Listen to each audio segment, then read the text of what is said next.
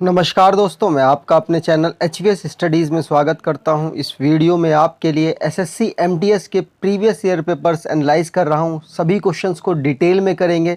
सभी एग्ज़ाम के लिए मोस्ट इम्पॉर्टेंट होती है ये सीरीज़। आपको मालूम है हम कितनी डिटेल में इस सीरीज़ को पढ़ रहे हैं। चलिए, अगर आप इस चैनल पर पहली बार आए हैं तो आपसे अनुरोध है चैनल को सब्सक्राइब कर लीजिएगा। वीडियो अच्छी लगे तो वीडियो लाइक करके ज़रूर जाइएगा। चलिए स्टार्ट करते हैं। पहला क्वेश्चन है, the reaction between acid and base is known as. ऐसे ही क्वेश्चन SSC MTS में आते हैं। तो एसिड और बेस की जब रिएक्शन होती है तो उसको क्या कहते हैं? तो आंसर यहाँ पर हो जाएगा, सबसे बेस्ट आंसर यहाँ पर है न्यूट्रलाइजेशन। न्यूट्रलाइजेशन क्या होता है? जिसमें सॉल्ट बनेगा। यहाँ पर वैसे मैंने लिख रखा है सॉल्ट बनेगा और पानी बनेगा। जब एसिड और बेस आपस में रिएक्ट करेंगे तो एक सॉल्ट बनेगा और वाटर साथ में बनेगा। ठीक है। और न्यूट्रलाइजेशन एक प्रोसेस होती है जिसमें एसिड और बेस को हम मिलाते हैं। क्वांटिटी दोनों की सेम होनी चाहिए और उसके बाद हमारे पास एक सॉल्ट और एक वाटर के रूप में प्रोडक्ट मिल जाएगा। अब यहाँ पर कुछ और पॉइंट्स थे, जैसे कि एसिडिफिकेशन, मतलब एसिड की मात्रा जिसमें ज़्यादा हो उसको ऐसा कोई मटेरियल बने, उसे हम कहते हैं एसिडिफिकेशन। सब्लिमेशन, जब सॉलिड गैस में डायरेक्टली कन्वर्ट हो जाता है बिना लिक्विड में कन्वर्ट हुए, उस प्रोसेस को कहते हैं सब्लिमेशन। इवेपोरेशन क्या होता है? इवेपोरेशन होता है जब बगैर टेम्परेचर दिए वाटर वेपर में कन्वर्ट हो जाता है, उसे कहते हैं इवेपोरेशन। ठीक है। और एक साथ में होता है वेपराइजेशन। वेपराइजेशन में क्या होता है? जब हम उसे टेम्परेचर देते हैं, मतलब लिक्विड को टेम्परेचर देते हैं, देने के बाद वो वाटर वेपर में कन्वर्ट होता है। और यहाँ इवेपोरेशन में हम टेम्परेचर नहीं देते हैं, हमारे रूम टेम्परेचर पर ही वो ये प्रोसेस को कंप्लीट करता है। चलिए आगे बात करें। अगला क्वेश्चन है, Swaraj party was formed by. तो ऐसे क्वेश्चन पिछले आए हुए हैं तो इस बार भी आ सकते हैं। स्वराज पार्टी को किसने बनाया था? तो जवाहरलाल नेहरू जी के पिताजी थे, उनका नाम था मोतीलाल नेहरू, और CR दास, इन दोनों ने मिलकर बनाया था। 1923 में इसको फॉर्म किया गया था। और किसने किया था यहाँ पर मैंने आपको दोबारा से लिख दिया है। तो अगला क्वेश्चन है, who among the following is not received Bharat Ratna. तो इनमें से किसको भारत रत्न नहीं मिला है? तो आंसर यहाँ पर हो जाएगा, पहली बात सचिन तेंदुलकर, जो कि यंगेस्ट हैं जिनको भारत रत्न मिला है, और ये पहले हैं जिनको जो खेल से बिलोंग करते हैं और भारत रत्न इनको दिया गया है। इनके लिए रूल भी चेंज किए गए थे। अटल बिहारी वाजपेयी, इनको भी मिल गया है। पंडित जवाहरलाल नेहरू को 1955 में मिला था। इस तरीके के क्वेश्चंस भी आए हैं, मतलब सन दे दिया जाता है और डायरेक्टली पूछता है कि इसमें पंडित जवाहरलाल नेहरू जी को भारत रत्न किस वर्ष में मिला। तो जो इंपॉर्टेंट पर्सन्स हैं उनके हमें ईयर भी याद रखने हैं। तो यहाँ पर आंसर हो जाएगा, महात्मा गांधी जी को भारत रत्न नहीं मिला है। ठीक है। चलिए आगे बात करें। तो अब यहाँ पर थोड़ी सी भारत रत्न के बारे में थोड़ी सी जानकारी ले लेते हैं। तो 1954 में स्टार्ट हुआ था। सबसे बड़ा सिविलियन अवार्ड है ये हमारा। और भारत रत्न पहला दिया गया था सर्वपल्ली राधाकृष्णन को, सर CV रमन को जो कि साइंटिस्ट थे फिजिक्स के, और चक्रवर्ती राजा गोपालाचारी जी को मिला था। अगर इन तीनों में से भी बात कर ली जाए सबसे पहले कौन रिसीव करने गया था, तो आंसर हो जाएगा C राजा गोपालाचारी। ये एग्जाम में पूछा जा चुका है और 1954 में मिला था, ये आपको ध्यान रखना है। सचिन तेंदुलकर यंगेस्ट है जिनको भारत रत्न दिया गया है और इनके लिए रूल भी चेंज किए गए थे। ये एक प्लेयर है, स्पोर्ट पर्सन है जिनको ये अवार्ड मिला है। ठीक है। भारत के जो प्राइम मिनिस्टर हैं ये रिकमेंड करते हैं प्रेसिडेंट को कि किनको भारत रत्न देना है। प्रेसिडेंट फिर इनको अनाउंस करके दिलवाते हैं। ठीक है। और प्रेसिडेंट ही देते हैं। अगर अगले पॉइंट की बात करें तो मैक्सिमम एक साल में 3 लोगों को हम भारत रत्न दे सकते हैं, उससे ज़्यादा नहीं दे सकते। कम बेशक कर लो लेकिन ज़्यादा नहीं होने चाहिए। अगर आपको मैं बताना चाहूँ कि एक ई बुक है जो कि आपको बेस्ट रिवीजन के लिए, यकीन मानिए बहुत अच्छा इसका रिस्पॉन्स रहा है और 2000 क्वेश्चन, बेस्ट 2000 क्वेश्चन का कलेक्शन है। 4 सब्जेक्ट, हर उसके सब्जेक्ट के 500 क्वेश्चन यहाँ पर हमने लिखे हैं और इंपॉर्टेंट लिखे हैं। तो आपको बेस्ट रिवीजन बुक अगर चाहिए तो आप इसको प्रेफर कर सकते हैं, आपके आने वाले हर एग्जाम के लिए मोस्ट इंपॉर्टेंट रहेगी। आप इसे ज़रूर देखें और सिर्फ 99 रुपीज़ की है, ज़्यादा महंगी भी नहीं दे रहे हैं। ठीक है, चलिए आगे बात करते हैं। अगला क्वेश्चन है, which of the following prime minister has served as term of 13 days. तो 13 दिन की प्राइम मिनिस्ट्री किसने अपने हाथ में संभाली थी? तो आंसर हो जाएगा अटल बिहारी वाजपेयी। ये 3 बार बने, 3 बार में से जो थर्ड कार्यकाल था इनका, ये पूरा किया इन्होंने। और जो पहले ऊपर के 2 कार्यकाल थे, ये दोनों छोटे छोटे पीरियड थे। एक तो 1 साल के से 1 साल कुछ 2 साल के आसपास का था, और अगर पहला वाला था 13 दिन का। तो ये आपको बात ध्यान रखनी है। ठीक है, चलिए आगे बात करते हैं। अगला क्वेश्चन है, who decides repo rate, reverse repo rate और बैंक रेट। तो रेपो रेट क्या होता है? रेपो रेट वो होता है जब बैंक आरबीआई से ब्याज में पैसा लेता है, तो वो जो रेट होता है उसको कहते हैं रेपो रेट। जब उल्टा होता है, रिजर्व बैंक ऑफ इंडिया बैंकों से पैसा उधार ले लेता है जिस रेट पर, वो होगा रिवर्स रेपो रेट। और बैंक रेट जिस पर आप लोग और हम लोग जाते हैं बैंक से पैसा लेने, तो वो होगा हमारा बैंक रेट। और ये डिसाइड कौन करता है? ये डिसाइड आरबीआई के द्वारा किया जाता है। अब आप कहोगे बैंक रेट तो नहीं करता है डिसाइड, बैंक रेट नहीं करता है वो डिसाइड, लेकिन इसकी इफेक्ट की वजह से ही बैंक रेट डिसाइड होता है। अगर मान लो वो क्या करे, रेपो रेट बढ़ा दे, तो बैंक रेट तुरंत बढ़ा देगा, दूसरे जो बैंक होंगे वो अपना बैंक रेट बढ़ा देंगे। तो इसीलिए कहते हैं कि reserve bank of India he handle करता है इन तीनों चीजों को।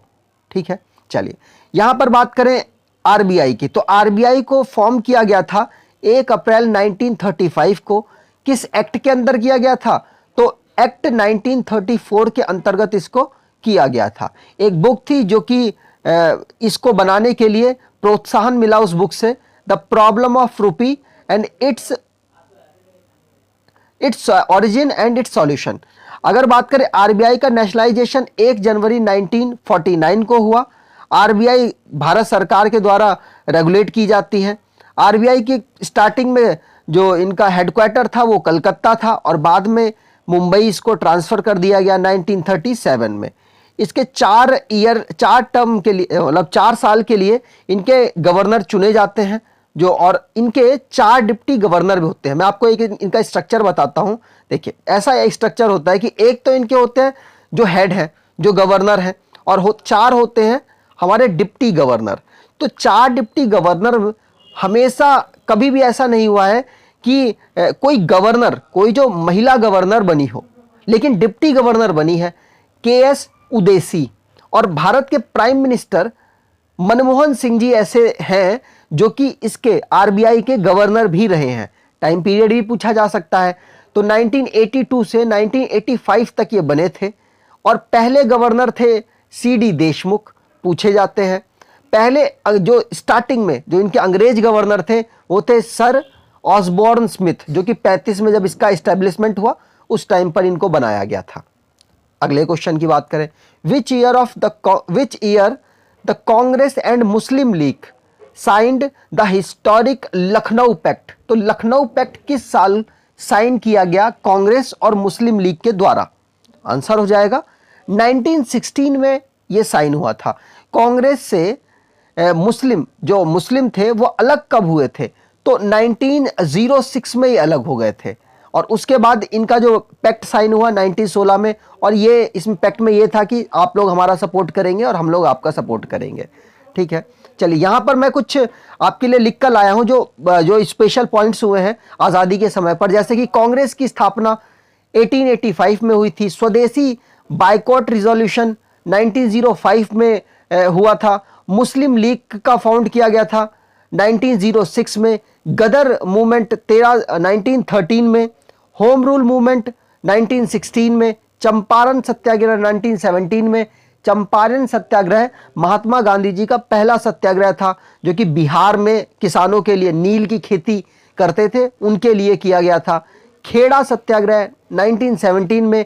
अहमदाबाद मिल स्ट्राइक 1918 में। रॉलेट एक्ट सत्याग्रह 1999 में। नॉन कॉरपोरेशन मूवमेंट 1920 में। सिविल डिसोबेडेंट मूवमेंट 1930 में, जो कि महात्मा गांधी ने इसमें नमक कानून तोड़ा था, और क्विट इंडिया मूवमेंट 1942 में हुआ था। ये स्पेशल मूवमेंट्स मैंने आपको थोड़ा सा रिवाइज कराने की कोशिश की है। अगले क्वेश्चन की बात करें, who was the first chief justice of independent India, मतलब हमारे जो सुप्रीम कोर्ट है उसके पहले चीफ जस्टिस कौन रहे हैं इंडिपेंडेंस के बाद। तो आंसर यहां पर, ये बहुत क्वेश्चन पूछा गया, ये यकीन मानिए टीसीएस का सबसे लविंग क्वेश्चन है, ऐसे क्वेश्चन वो बहुत पूछता है। तो आंसर यहां पर हो जाएगा हीरालाल जे कानिया। हीरालाल जे कानिया जो कि इंडिपेंडेंस के बाद पहले चीफ जस्टिस थे, तो ये नाम आपको याद रखना है। चलिए आगे, और अच्छा एक क्वेश्चन मैं भी पूछूंगा, अभी तक मैंने कोई क्वेश्चन नहीं पूछा है। तो इस समय पर चीफ जस्टिस कौन है, हमारे जो सुप्रीम कोर्ट के चीफ जस्टिस कौन है, और उनका नंबर के साथ बताना है कि इतना नंबर है उनका। ठीक है, चलिए आगे बात करते हैं। अगला क्वेश्चन है, headquarter of Indian institute of astrophysics is located in. तो ये जो हेडक्वार्टर्स है ना इंस्टीट्यूट के, जो रिसर्च वगैरह में काम करते हैं, वो मोस्ट इंपॉर्टेंट है। तो ये पूछा जा रहा है कि एस्ट्रोफिजिक्स का जो इंडियन इंस्टीट्यूट ऑफ एस्ट्रोफिजिक्स है, इसका ये कहां पर लोकेटेड है, मतलब इसका हेडक्वार्टर कहां पर है। तो आंसर हो जाएगा, जब भी इस तरीके का होगा तो मोस्टली बंगलुरु और हैदराबाद में है, लेकिन आप सही से याद करिए, ये बंगलुरु में है। इसका कहां पर है, जो कि कर्नाटका की कैपिटल है बंगलुरु, वहां पर इसका हेडक्वार्टर उपस्थित है। मैंने यहां पर पूरी लिस्ट लगाई है। जैसे एम्स की बात की जाए, all India institute of medical science Delhi में है, न्यू दिल्ली में। Bhabha atomic research centre Trombay Maharashtra में है। Central agriculture research institute port Blair में है। अब ये मोस्ट इंपॉर्टेंट है, पोर्ट ब्लेयर कहाँ की कैपिटल है, अंडमान निकोबार की, वहां पर क्या है, सेंट्रल एग्रीकल्चर रिसर्च इंस्टीट्यूट, तो याद रखना है। Central drug research institute Lucknow में है, ये भी याद रखना है, यह भी एनटीपीसी में पूछा गया था। सेंट्रल ड्रग लेबोरेटरी कलकत्ता में है। Central food technological research institute Mysore में है। Central fuel research of petroleum Dhanbad में है, यह भी याद रखना, धनबाद का है, झारखंड में। और central jute technology research institute Calcutta में है। Central red leather research institute Madras में है। ये सारे आपको याद करने हैं, ये एग्जाम में डायरेक्टली उठकर आते हैं और डायरेक्टली फ्री के नंबर दे जाते हैं अगर आपको याद होता है तो। Central marine research institute research station, माफ कीजिएगा, मद्रास चेन्नई में है। Central mining research station Dhanbad में है। Central rice research institute Cuttack में है। सेंट्रल रोड रिसर्च इंस्टीट्यूट नई दिल्ली में है। सेंट्रल स्टेट फार्म सूरतगढ़ में है। Central tobacco research institute Rajahmundry में है। Council of scientific and industrial research new Delhi में है। फॉरेस्ट, अच्छा बोर हो गए क्या, बोर मत होइए, देखिए यही क्वेश्चन आते हैं, आपको भी पता होगा, आपने अगर एग्जाम दिए हैं पहले तो ये जो क्वेश्चंस हैं ये डायरेक्टली उठकर आते हैं। अगर हमको नहीं पता होता फिर हम सोचते ये हो सकता है, ये हो सकता है, तो बोर मत होइए। फॉरेस्ट रिसर्च इंस्टीट्यूट कहाँ पर, देहरादून में है। इंडियन एग्रीकल्चर रिसर्च इंस्टीट्यूट नई दिल्ली में है। Indian cancer research centre Mumbai में है। Indian institute of science Bengaluru में है। और Indian institute of petroleum Dehradun में, और भी हैं लेकिन वो मैंने यहाँ पर लिए नहीं तो आप बोर हो जाते। मैं कराता सिर्फ 15 क्वेश्चन हूँ, लेकिन बहुत सारे आपको डिटेल यहाँ पर देने की कोशिश करता हूँ। ठीक है, चलिए आगे बात करते हैं। अगला क्वेश्चन है सुसु, ये इसको छोड़िए, आप ये याद रखिए, dolphin is found in which of water river. तो इनमें से किस वाटर रिवर में डॉल्फिन मिलती है। तो एक ही है गंगा डॉल्फिन, आपने सुना होगा गंगेरियन डॉल्फिन, तो गंगा में ही है जो कि डॉल्फिन आपको मिलती है।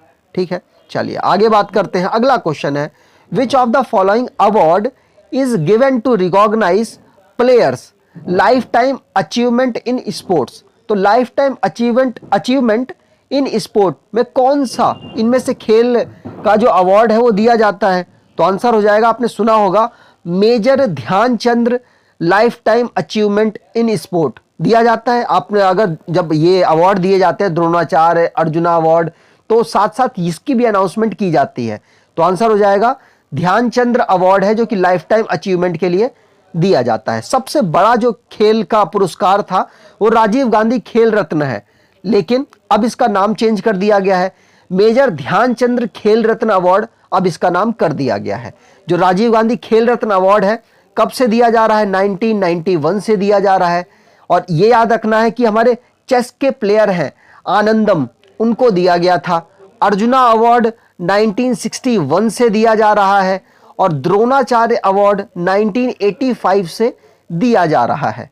ठीक है, ध्यानचंद्र अवार्ड के बारे में मैं आपको आगे बताता हूं। यहां देखिए, तो ध्यानचंद्र अवार्ड 2002 से दिया जा रहा है, जो लाइफ टाइम अचीवमेंट वाला अवार्ड है 2002 से, और अभी लास्ट टाइम 2020 में दिया गया है। इसमें रिवॉर्ड मनी 10 लाख रुपया होती है। ठीक है, चलिए आगे बात करते हैं। अगला क्वेश्चन है, Trimbakeshwar is the source of which of the following river? तो त्रिंबकेश्वर इनमें से किसका सोर्स है? कहां से, कौन सी नदी त्रिंबकेश्वर से निकलती है? तो त्रिंबकेश्वर नासिक, महाराष्ट्र के पास नासिक एक जगह है, वहां पर त्रिंबकेश्वर एक जगह है, वहां से गोदावरी नदी निकलती है। तो इसको, गोदावरी को दक्षिण गंगा भी कहा जाता है। अब दक्षिण भारत की गंगा कावेरी को कहा जाता है। मैंने लास्ट डे वाली जो हमारी ये सीरीज चल रही है उसमें कराया है आपको। ठीक है, ऐसे क्वेश्चंस आ जाते हैं। आगे बात करें तो और सबके देख लेते हैं। जैसे कृष्णा नदी कहां से निकलती है? महाबलेश्वर से। कावेरी नदी ताला कावेरी से, और महानदी सिहावा से। ठीक है, चलिए आगे बात करते हैं। अगला क्वेश्चन है, hypothalamus is part of which organ of human body? तो हमारे पास एंडोक्राइन ग्लैंड्स हैं जहां से हार्मोन्स निकलते हैं। तो एंडोक्राइन ग्लैंड्स हाइपोथैलेमस भी है। तो ये पूछा जा रहा है किस पार्ट में अवेलेबल है ह्यूमन बॉडी के। तो ऐसे क्वेश्चन भी आते हैं। इसका आंसर हो जाएगा ब्रेन। मैं लेकिन आपको सारी स्ट्रक्चर के थ्रू याद कराने की कोशिश करता हूं। जैसे पीनियल ग्लैंड आपसे पूछ लिया जाए तो आप कहेंगे ब्रेन में है। हाइपोथैलेमस पूछ लिया जाए तो आप कहेंगे ब्रेन में है। पिट्यूटरी ग्लैंड पूछ लिया जाए तो भी आप कहेंगे ब्रेन। ठीक, अब आते हैं नीचे। अगर आपसे थायराइड ग्लैंड पूछ लिया जाए तो आप कहेंगे जो ये आपके ये क्या कहते, माफ कीजिएगा, विंड पाइप वाली है ना, जो वहां पर आपको थायराइड ग्लैंड मिल जाएगा। या आप कह सकते हैं नेक अगर ऑप्शन हो तो वो बेस्ट ऑप्शन होगा आपके लिए। थाइमस कहां पर है? आपके चेस्ट पोजीशन पर है। तो इस तरीके से आपसे पूछा जा सकता है। पेनक्रियाज कहां पर है? आप कहेंगे हमारी जो ट्रैक है, जो डाइजेस्टिव ट्रैक है, वहां पर पेनक्रियाज है। और एड्रेनल ग्लैंड कहां पर है? किडनी के ऊपर अवेलेबल है। टेस्टिस की बात करें तो मेल में तो बाहर होती है और ओवरी में इंटरनल बॉडी के होती है। तो ये सारी चीजें आपसे पूछी जा सकती हैं। चलिए आगे बात करते हैं। अगला क्वेश्चन, इंडिया, ये माफ कीजिएगा इंडिया है, India is separated from Sri Lanka by. तो श्रीलंका से इनमें से किससे सेपरेट करती है इंडिया? तो आंसर यहां पर हो जाएगा, आपने सुना होगा पाक स्टेट। पाक स्टेट से इंडिया और श्रीलंका आपस में एक दूसरे को अलग करते हैं। अगर 9 डिग्री की पूछा जाए तो मिनिकॉय और लक्षद्वीप को 9 डिग्री अलग करता है और अंडमान निकोबार को 10 डिग्री आपस में अलग करता है। ठीक है, चलिए आगे बात करें। यहाँ पर लिख भी रखा है, बे ऑफ बंगाल में अंडमान जो निकोबार है इसको अलग करता है, और यहाँ पर कुछ नहीं है इतना स्पेशल। आगे बात करते हैं।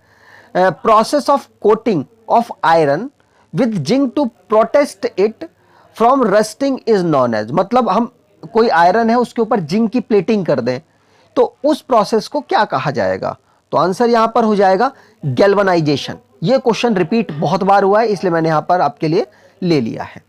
अगले क्वेश्चन की बात करें, who conducts the election of Lok Sabha in India? तो इंडिया में लोकसभा का जो इलेक्शन होता है जिसमें प्रधानमंत्री नरेंद्र मोदी जी चुनकर गए हुए हैं, तो उस जगह का इलेक्शन कौन कराता है? किसकी रिस्पॉन्सिबिलिटी होती है? तो आंसर हो जाएगा इलेक्शन कमीशन की रिस्पॉन्सिबिलिटी होती है।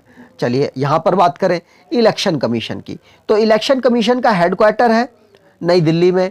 इसको बनाया गया था 25 जनवरी 1950 को, और बहुत बार क्वेश्चन पूछा गया दोबारा से 25 जनवरी 1950 की। जिसकी डेट ऑफ बर्थ हो याद करने की कोशिश कर लीजिएगा उससे।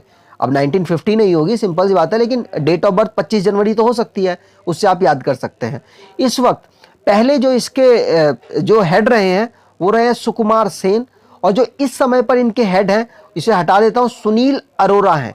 देख लीजिए सुनील अरोरा।